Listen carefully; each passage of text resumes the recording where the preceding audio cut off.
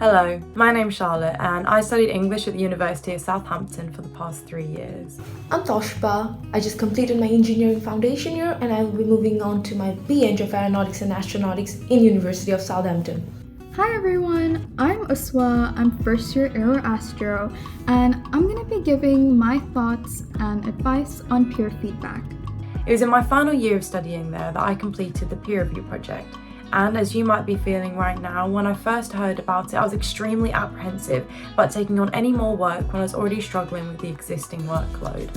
However, by the end of the project, I felt that it not only improved my quality of work, but it also allowed me to get on top of my workload by allowing me to start my assignments earlier and in such an informal setting.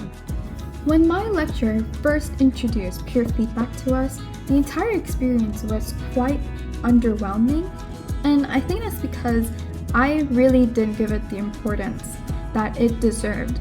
But in reality, peer feedback was an essential and very significant tool to not only my personal projects, but also group work.